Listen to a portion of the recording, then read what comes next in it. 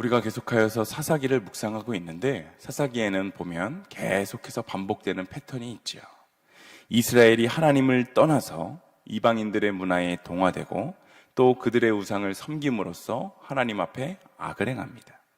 하나님은 그러한 이스라엘의 그 악행에 대해서 심판하시고 하나님의 심판으로 인해서 이스라엘 백성들은 죽을 것 같이 괴로워하다가 하나님 앞으로 돌아와서 하나님 살려주십시오 라고 하나님께 매달립니다. 그래서 결국 다시 하나님을 찾음으로써 그 문제의 해결함을 받고 평안함을 누리다가 또 그 평안함이 지속되니 하나님을 차차 잊게 되고 다시 하나님 앞에서 악행을 행하고 하나님의 심판을 받고 또 하나님께 매달리고 평안함을 누리게 되고 또다시 하나님을 잊고 지속적인 반복이 되는 패턴이 바로 이 사사기의 패턴입니다. 오늘 본문도 마찬가지입니다. 하나님은 때마다 이스라엘의 그 부르짖음에 사사를 보내주셔서 그들을 어려움 가운데서 구해주시게 되는데 평안을 얻게 되자 점점 하나님을 잊게 되고 가나안의 우상을 섬기는 죄를 범하고 맙니다. 이에 하나님은 이스라엘이 18년 동안이나 블레셋과 암몬 족속의 억압을 받게 하셨고 그들의 억압과 학대로 인해서 이스라엘 백성들은 너무나도 힘이 들어서 다시 하나님께로 돌아와 하나님께 울부짖습니다. 분명한 것은 이스라엘이 블레셋과 암몬 족속의 억압을 받게 된 이유는 이스라엘이 하나님을 제대로 섬기지 않았기 때문이라는 사실입니다. 오늘 본문에 앞선 사사기 11장 7절에 보면 여호와께서 이스라엘에게 진노하사 블레셋 사람들의 손과 암몬 자손의 손에 그들을 파셨다라고 말하고 있는데 이 말은 하나님이 이스라엘을 블레셋 사람에게 내어준 것이고 그 결과 이방 족속들이 이스라엘을 억압하고 학대하였다라는 것입니다. 즉 이스라엘 스스로 당신들의 힘이 약해져서 이방 족속의 힘이 강해지고 그렇게 반대로 이스라엘이 억압과 고통을 받게 된 것이 아니라 바로 하나님이 그렇게 하셨다라는 사실을 우리는 주목해야 합니다. 이스라엘의 죄악으로 인한 고통, 이방 나라들의 억압조차도 하나님이 허락하셔야지만 가능하다라는 것이며 하나님의 허락이 없이는 죄악에 대한 그 어떤 심판도 일어날 수 없다라는 사실입니다. 그러므로 우리가 반드시 기억해야 되는 것은 결국 하나님의 백성이 당하는 고통과 그 억압에서 벗어나기 위해서는 이 고통을 허락하신 하나님, 바로 그 하나님께 눈길을 돌려야 한다는 사실입니다. 하나님이 원하시는 것은 언약에 대한 신실함입니다. 하지만 이스라엘의 신앙은 신실함이 결여된 신앙으로 그들은 위급할 때만 하나님을 찾는 신앙의 모습을 계속해서 보여주고 있습니다. 위급하지 않고 평안함이 가득할 때는 하나님을 잊어버리는 그러한 신앙인데 이러한 모습은 언약에 대해서 신실하지 않은 모습입니다. 하나님이 이스라엘이 맺은 언약 관계는 어려울 때나 평안할 때, 억압을 받을 때나 자유로울 때를 구별하지 않고 언제나 항상 지켜야 하는 관계였음에도 불구하고 이스라엘 백성은 그렇게 하지 않았었던 것입니다. 남자와 여자가 결혼할 때 이러한 서약을 하죠. 기쁠 때나 슬플 때나 건강하거나 그렇지 않을 때나 또 부유하거나 가난하거나 어떠한 상황 속에서도 서로만을 존중하며 사랑하며 살겠습니다. 기쁘고 건강하고 부유할 때만 사랑의 언약을 지키는 것이 아니라 슬프고 힘들고 병들었을 때에도 언제나 변함없이 지켜야 하는 것이 바로 이 결혼할 때 신실한 언약입니다. 결혼하는 부부의 언약도 이렇게 신실한데 하물며 하나님과 우리의 언약은 얼마나 더하겠습니까? 하지만 언제나 그렇듯이 이스라엘의 주된 관심사는 언약에 대한 신실함의 회복이 아니었습니다. 그들은 그저 지금 당장 자기들이 당하고 있는 그 고통에서 벗어나는 것이 유일한 목적이었었기 때문에 이스라엘은 현재의 행복을 위해서 하나님을 언제든지 버리기도 하고 또 현재의 행복을 위해서 하나님께로 돌아가 하나님을 찾기도 하였습니다. 조금 더 괜찮아 보이는 행복을 위해서 언제든지 하나님을 버리기도 하고 하나님을 버리고 바알을 섬기기도 했고 또 극심한 고통에서 벗어나기 위해 이제 다시 하나님께로 돌아와 하나님께 울부짖기도 하는 것이 바로 언약의 신실함을 잃어버렸었던 이스라엘 백성들의 모습이었습니다. 과연 우리의 신앙은 어떠합니까?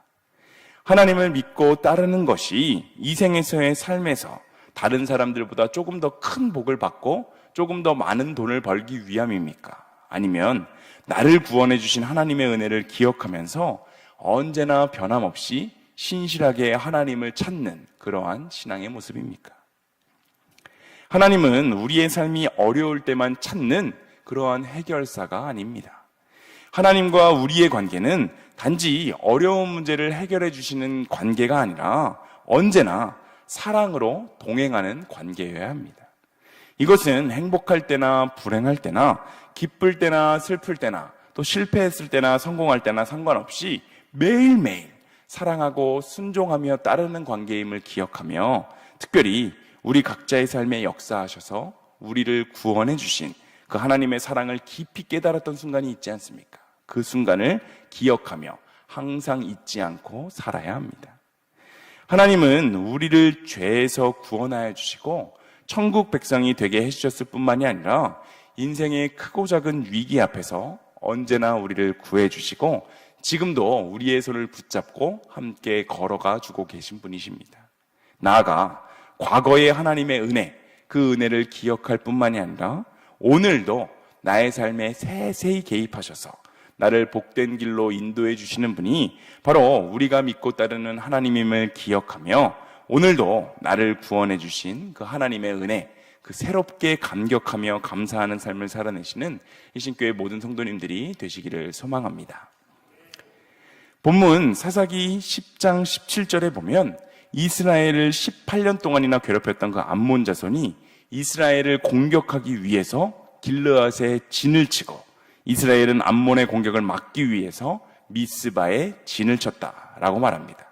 하지만 이스라엘이 암몬 자손에 맞서서 미스바에 진을 친 것은 그 암몬 자손에 대항할 힘이 있었다라는 것이 아니라 그들은 단지 암몬 자손의 침입이 두려웠고 어떻게 해서든 그 침입을 막아야 했기 때문에 그곳에 모였었던 것입니다.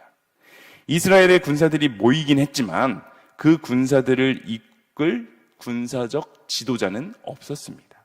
급기야 장로들이 길르앗의 통치자라는 자리를 내걸면서 지도자를 공개적으로 모집하기 시작했는데 그럼에도 불구하고 그 누구도 그 제안에 응하지 않았습니다. 이 말은 이스라엘에는 전혀 용사가 없었다라는 말입니다. 결국 길르앗의 장로들은 입다를 찾아가는데 성경은 입다를 이렇게 소개합니다. 사사기 11장 1절의 말씀을 우리가 함께 읽어보겠습니다. 함께 읽습니다. 길르앗 사람 입다는 큰 용사였으니 기생이 길르앗에게서 낳은 아들이었고. 성경은 지금 입다를 큰 용사며 또한 기생이 낳은 아들이다 라고 말하고 있습니다. 즉 입다는 큰 용사로서 용감하고 굉장히 싸움에 능했던 사람이었지만 기생의 아들이었기 때문에 집안에서 차별당하여 쫓겨나서 따로 살아갔었던 그러한 인물입니다. 특별히 2절에 보면 아버지의 집에서 기업을 잊지 못할 것이다 라는 말이 나오는데 이 말은 단지 경제적인 손해뿐만이 아니라 그 가문으로부터 완전히 버림받아서 사회적으로 보호받을 그 어떠한 장치도 없었다라는 선언이었습니다. 이것은 고대 사회의 배경에서는 사형 선고에 가까운 말이었다라고 볼 수 있습니다. 입다는 형제들의 그 영향력이 미쳤던 길르앗 산지를 피해서 골짜기 건너 도부로 도망가서 혼자 살았는데 이 모습은 마치 사울을 피해 아둘람으로 도망한 다윗의 모습이 생각나게 합니다. 다윗의 주위에 원통하고 억울한 일을 당했던 사람들이 아둘람을 중심으로 그렇게 모여들었었는데 입다의 주변에도 아무것도 가지지 않았었던 사람들이 모여들기 시작합니다. 3절에 보면 잡류라고 번역된 이 말은 건달패거리라는 뜻인데 히브리어 원문의 뜻을 살려서 보면 아무것도 가지지 않은 사람들, 박탈당한 사람들 이렇게 이야기하는데 이러한 뜻으로 보는 것이 조금 더 타당합니다. 즉 아무것도 가지고 있지 않은 사람들이 입다의 주위에 몰려들었다라는 것인데 그들은 아무것도 가지고 있지 않았기 때문에 오로지 여호와 하나님께만 의지할 수밖에 없었던 그러한 사람들이었습니다. 그런데 암몬 족속이 이스라엘을 침범하자 길르앗 장로들은 공동체에서 소외되었었던 그 입다를 다급하게 찾아가지 않습니까? 비록 그는 출신으로 인해서 무시당하는 자였지만 강한 리더십과 전쟁에 굉장히 능했었던 사람인 것 같습니다. 그런데 사사기 11장 7절에서 10절까지의 내용에서 길르앗의 장로들과 입다가 전쟁을 바라보는 시각, 이 전쟁을 바라보는 시각에는 굉장히 큰 차이가 있음을 우리는 주목해야 합니다. 길르앗의 장로들은 입다가 굉장한 용사, 큰 용사였기 때문에 암몬과의 전쟁에서 이스라엘 군대의 맨 앞에 설 수 있을 것이다 라고 생각해서 그를 찾아갔습니다. 그들은 입다, 그 사람을 의지했었던 것입니다. 그러나 입다는 9절에서 이렇게 이야기하는데 우리가 함께 9절을 읽어보겠습니다. 함께 읽습니다. 입다가 길르앗 장로들에게 이르되 너희가 나를 데리고 고향으로 돌아가서 암몬 자손과 싸우게 할 때에 만일 여호와께서 그들을 내게 넘겨주시면 내가 과연 너희의 머리가 되겠느냐 하니. 아멘. 입다는 지금 만일 여호와께서 그들을 내게 넘겨주시면 이라고 말하는데 이것은 입다가 전쟁의 승리가 자신의 힘이 아니라 하나님에게 있었음을 알았던 것이고 하나님께서 적들을 자신의 손에 넘겨줄 것이다 라는 확신이 있었다라는 것을 보여주는 대목입니다. 하나님이 택하신 사사 입다는 사람들의 눈으로 볼 때에는 태생과 출신이 문제가 있는 사람이었지만 하나님의 시선에서 보면 그는 훌륭한 믿음과 올바른 신앙을 가지고 있었던 사람이었습니다. 세상 사람들은 아무도 출신 성분이 좋지 못한 입다를 주목하지 않았었지만 하나님은 그의 출신보다 재능과 믿음을 더욱더 크게 보시고 입다를 주목하여서 이스라엘을 구원할 사사로 세우셨습니다. 사무엘이 이스라엘의 왕이 될 사람에게 기름을 부으러 이사의 집에 갔을 때 아버지와 형제들은 다윗이 그 자리에 없어도 그는 당연히 왕이 될 사람이 아니다라고 생각했기 때문에 아무도 신경을 쓰지 않았었습니다. 그러나 하나님은 다윗을 마음에 합한 자라고 지목하시고 그를 이스라엘의 왕으로 삼으셨는데 우리는 사람의 판단과 하나님의 생각은 완전히 다르다라는 사실을 기억해야 합니다. 사실 오늘을 살아가는 우리 역시 세상 사람들의 눈으로 볼 때에는 별다를 것이 없는, 특별할 것이 하나도 없는 그러한 부족한 사람처럼 보이기도 합니다. 하지만 중심을 보시는 하나님께서는 우리가 세상적으로는 아무것도 잘나 보이는 것이 없고 오히려 약점도 많고 연약한 우리이지만 그럼에도 불구하고 오늘도 우리에게 은혜를 베푸시고 우리를 부르신 그 부르심을 신실하게 이행해 나가시는 신실하신 분이 바로 우리가 믿고 따르는 하나님임을 우리는 기억해야 합니다. 하나님의 선택을 인간의 잣대로 평가해서는 안 됩니다. 우리가 바라보아야 할 것은 하나님이 세우신 그 사사의 인간적인 배경이나 자질이 아니라 부족한 사람이라도 들어 쓰셔서 당신의 백성을 구원해 주시는 그 하나님의 무한한 사랑, 바로 이것에 주목해 보아야 합니다. 하나님은 우리가 연약함에도 불구하고 우리가 죄인이 되었을 때에 우리를 구원해 주셨을 뿐만이 아니라 그 이후에 우리가 여전히 죄인의 모습을 버리지 못하고 완벽한 의인이 되지 못해서 죄에서 헤매이고 있을 때에도 여전히 우리를 사랑해 주시고 우리를 붙드시는 그 은혜의 손을 절대 놓지 않으십니다. 그리고 우리를 사용하셔서 당신의 그 놀라운 계획에 동참시키고자 하십니다. 나는 연약하지만 나를 사용하시는 그 하나님은 완전하시고 완벽하신 분이시다라는 사실을 우리가 기억하며 오늘도 나의 삶을 들여서 하나님의 놀라운 역사에 동참하시는 일신교회 모든 성도님들이 되시기를 소망합니다.